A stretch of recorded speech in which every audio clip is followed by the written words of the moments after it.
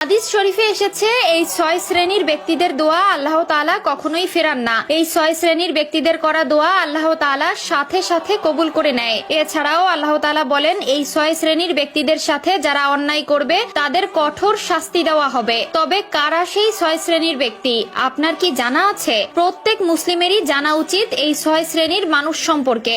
আপনি যদি একজন মুসলিম হন তবে অবশ্যই ভিডিওটি সম্পূর্ণ দেখবেন, কারণ এই ৬ শ্রেণীর ব্যক্তিদের কোনো উপকারে যদি আপনি আসতে পারেন তাহলেও আপনি আল্লাহর প্রিয় বান্দা হতে পারবেন। তো চলুন ভিডিওটি শুরু করা যাক। তবে ভিডিওটি শুরু করার আগে আমি আপনাদের কাছে ছোট্ট একটি বিষয় জানতে চাই যে আপনি কি চান আল্লাহ তাআলা আপনার উপর সন্তুষ্টি হোক? যদি মনে প্রাণে চেয়ে থাকেন তবে অবশ্যই কমেন্টে একবার আলহামদুলিল্লাহ বলবেন এবং ভিডিওটি শেয়ার করার মাধ্যমে ছড়িয়ে দিবেন। তো সেই ৬ শ্রেণীর ব্যক্তিদের মধ্যে প্রথম শ্রেণীর ব্যক্তি হলো তারা যারা অসুস্থ, অর্থাৎ অসুস্থ ব্যক্তি।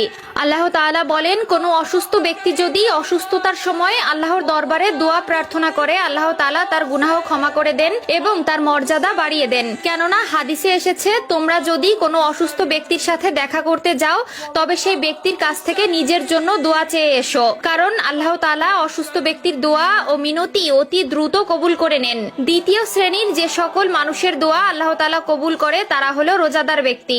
একজন রোজাদার ব্যক্তি সারাদিন রোজা রাখার পর যখন সন্ধ্যায় ইফতারির আগে সামনে ইফতার রেখে আল্লাহর দরবারে দুহাত উঁচু করে দোয়া প্রার্থনা করে আল্লাহ তাআলা সেই বান্দার দোয়া কখনোই ফেরান না। তৃতীয় যে শ্রেণীর মানুষের দোয়া আল্লাহ তাআলা কবুল করেন তারা হলো সেই সকল পিতামাতা যারা নিজেদের সন্তানের জন্য দোয়া করে।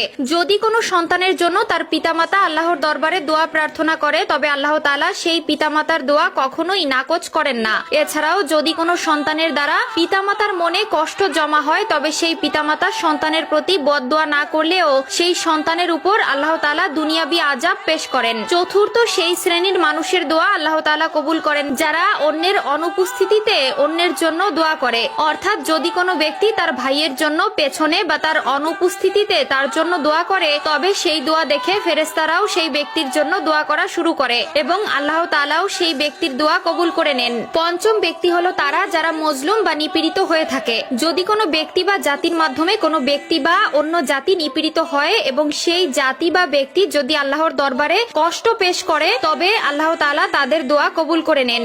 এবং ষষ্ঠ শ্রেণীর ব্যক্তিরা হলো তারা যারা এক দেশ থেকে আরেক দেশে সফর করে বেড়ায় বা মুসাফির বলে যাদের। হাজারো ব্যস্ততার মাঝে যারা মুসাফির অবস্থায় আল্লাহর জন্য 2 রাকাত নামাজ আদায় করে তাদের দোয়া আল্লাহ ফিরায় না। প্রিয় দর্শক, আমরা সব সময় চেষ্টা করব এই ৬ শ্রেণীর ব্যক্তিদের সাথে থাকার এবং এই ৬ শ্রেণীর ব্যক্তিদের গুণাগুণগুলো নিজেদের মধ্যে ফুটিয়ে তোলার। আল্লাহ তাআলা আমাদের সবাইকে বোঝার তৌফিক দান করুক। আমিন।